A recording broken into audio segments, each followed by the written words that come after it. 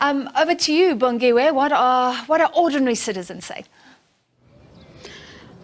Well, Francis, we found some motorists who seem to be happy about, the decision that government, appears to be moving towards taking over that debt when it comes to e-tolls. And of course, quite a lot of relief here on the streets. And I've got Bab Tukwane Ntsatsimpe, who is a motorist who's going to first give us his reaction, because I think for him, that is one of the big things. Papa, for you, it looks like the issue of e-tolls is a big relief. Extremely so. E-tolls has always been a pain to many Gauteng residents, especially those who have been compliant in paying. So we felt that Gauteng has been tasked with a duty to take responsibility of other provinces by carrying expenses which are not necessarily Gauteng focused. I mean, most of motorists are not only from Gauteng. You've got motorists coming from all the provinces around South Africa, who uses the very same roads that Gauteng residents use. So were you among those that were obedient and paying? Because I know some were saying that they are not going to do it. Yeah, as a responsible citizen, I was compliant in making sure that I pay the e-tolls. But I was paying it under duress, of course, As someone who's afraid of undermining the law, I had to comply.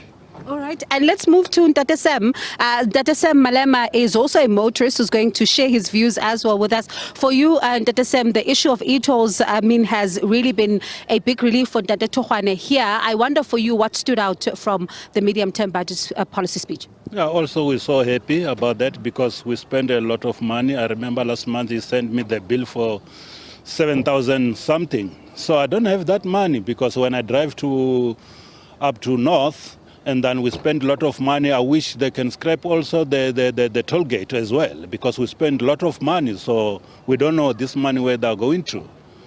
They say, though, sometimes that money is going towards rehabilitation of some of the roads. Are you saying that you do not see the results?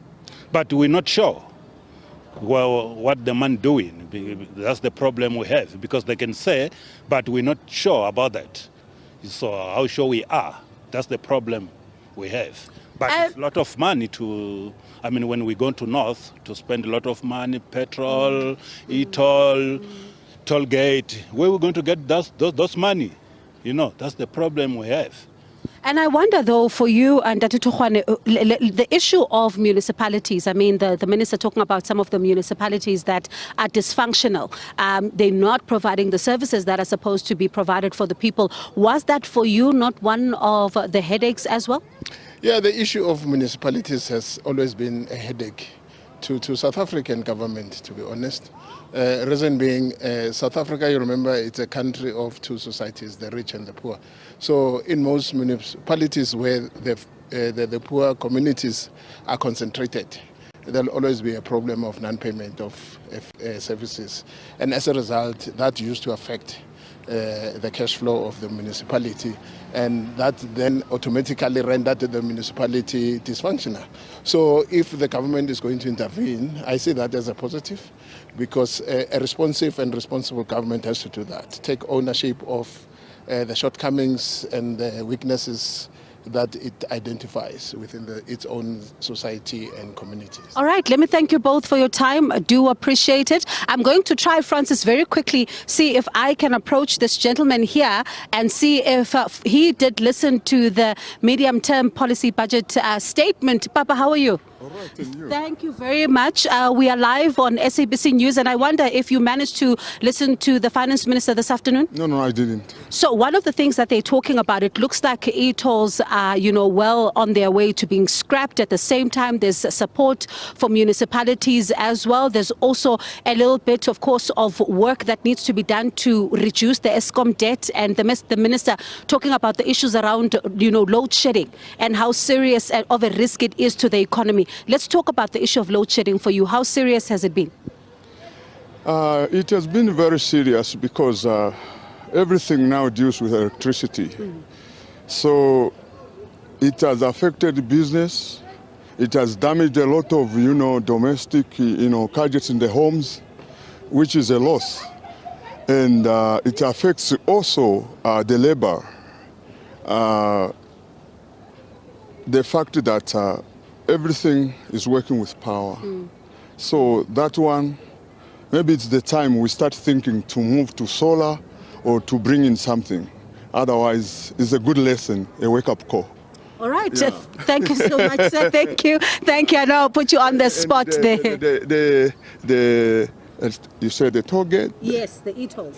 They want to scrap it. Yes. They have to scrap it. But these are not the e-tolls that you come across when you are driving towards the north or any other part of the province. This is the e-tolling system in Gauteng.